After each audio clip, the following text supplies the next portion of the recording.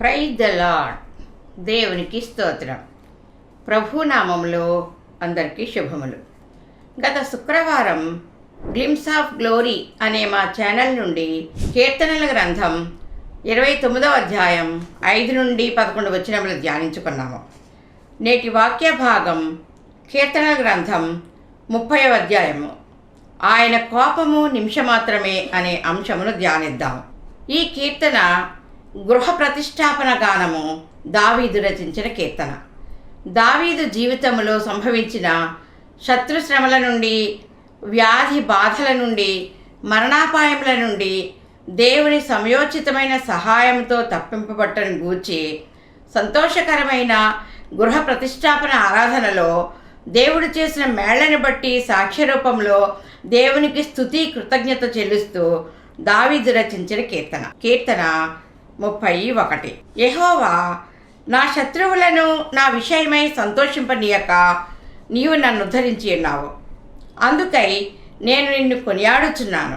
సహజంగా మనము ఏ పని తలపెట్టినా, ఎన్నెన్ని కార్యములు చేపట్టినా అవి నష్టం కలిగిస్తూ కొనసాగింపబడకుండా మధ్యలోనే ఆగిపోతే మన శత్రువులు మనలను చూచి అపహాస్యం చేస్తూ సంతోషిస్తారు. దావీదు నా విషయమై నా శత్రువులను సంతోషింపనీయక నన్ను ఉద్ధరించావు అంటున్నాడు. నా ఆలోచనలను నీవే అంగీకరించావు. నీ బాహుబలంతో నా పనులలో సఫలతనిచ్చి జయం అనుగ్రహించావు. నా శత్రువుల కంటే పైగా నన్ను హెచ్చించి ఉద్ధరించావు అని దావీదు దేవుని కార్యాలను ఘనపరుస్తూ ఆయన నామమును కొనియాడుచున్నాడు. కీర్తన 32:3. యెహోవా నా దేవా, నేను నీకు మొర్రపెట్టగా నీవు నన్ను స్వస్థపరిచితివి. యెహోవా, పాతాళములో నుండి నా ప్రాణమును లేవదీస్తివి. నేను గోతిలోనికి దిగకుండా నీవు నన్ను బ్రతికించితివి. దావీదు దేవుని నీతిని అనుసరించుచు, నా నీతికి ఆధారముకు దేవా, నేను మొర్రపెట్టినప్పుడు నాకు ఉత్తరమిమ్ము అని ప్రార్థించాడు. దావీదు దేవుని హృదయానుసారుడు. అతని ప్రార్థన దేవునికి చాలా ఇంపైనది. ఎలుగెత్తి నేను యెహోవాకు మొర్రపెట్టినప్పుడు ఆయన తన పరిశుద్ధ పర్వతం నుండి నాకు ఉత్తరమిచ్చునని దావీదు తన ప్రార్థనానుభవంలో తెలియచేశాడు. నేను వ్యాధిగ్రస్తుడనై నీకు మొర్రపెట్టినప్పుడు నా ప్రార్థన ఆలకించి నన్ను స్వస్థపరిచావు.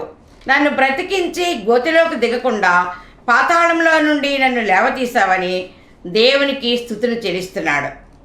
యేసుక్రీస్తు శిలువలో పొందిన దెబ్బల చేత మనకు స్వస్థత కలుగుచున్నదని యెషయా ప్రవక్త ప్రవచనం.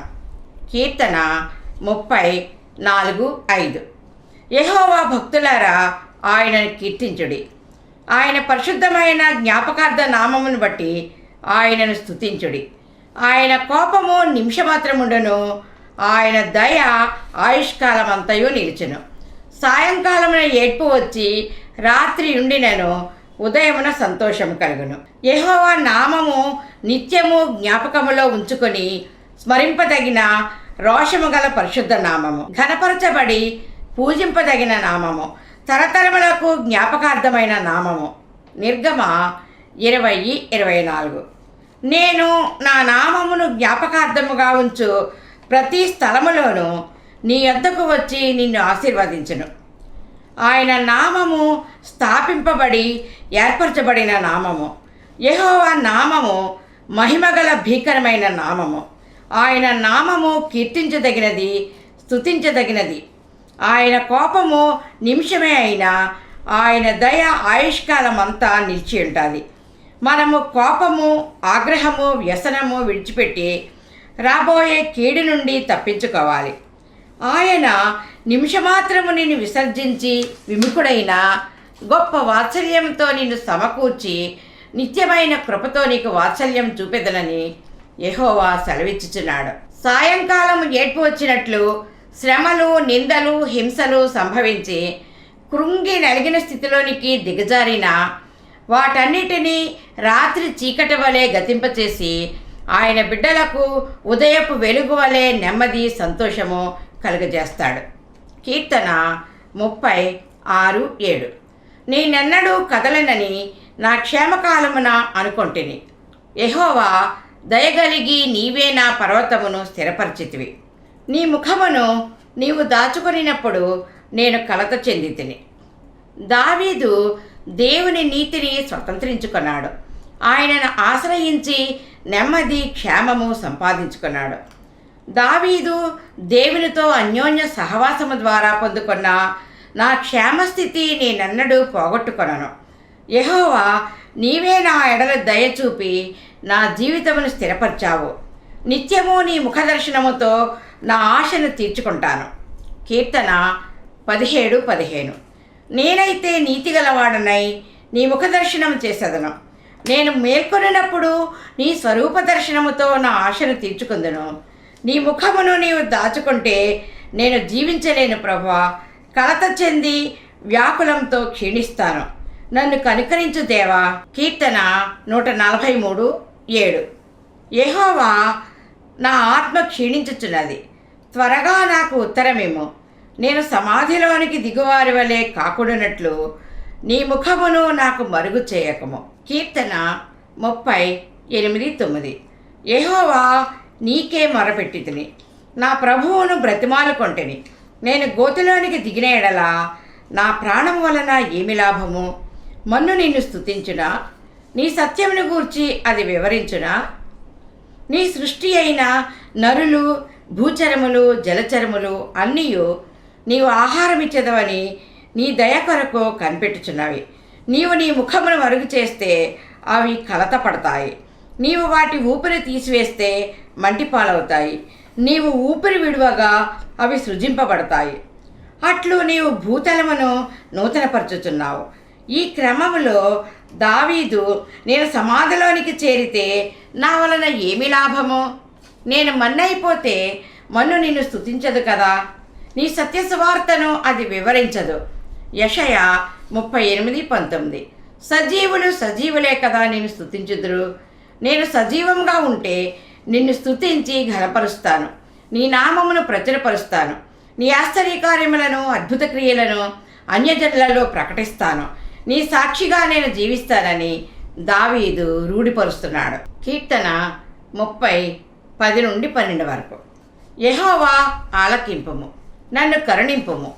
యెహోవా, నాకు సహాయుడవై ఉండము. నా ప్రాణము మౌనముగా ఉండక నిన్ను కీర్తించినట్లు నా అంగలార్పును నీవు నాట్యముగా మార్చి ఉన్నావు.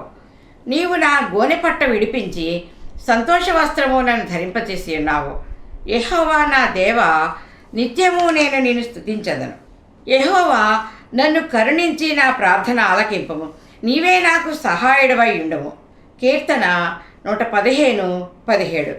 మృతులను, మౌన స్థితిలోనికి దిగిపోవారును యెహోవాను స్తుతింపరు.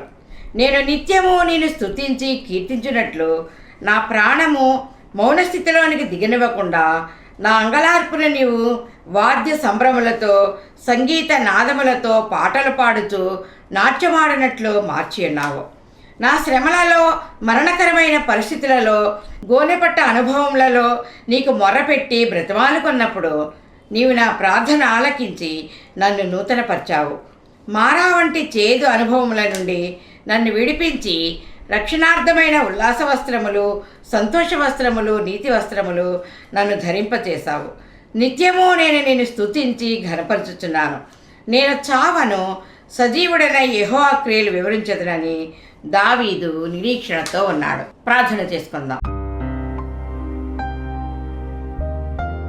మహాపరిశుద్ధుడవైన మా క్రీస్తు యేసు ప్రభువా, నీ నామమునకే స్తుతులు, స్తోత్రములు తండ్రి.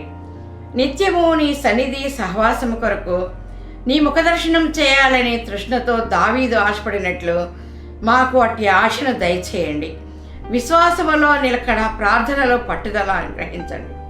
నీ సహాయముతో అపవాది తంత్రాలను గ్రహించి వాటిని ఎదిరించి నీ ఆత్మశక్తి మాకు అనుగ్రహించమని యేసయ్య పరిశుద్ధ నామములో బ్రతిమాలి వేడుకొనుచున్నాను తండ్రి.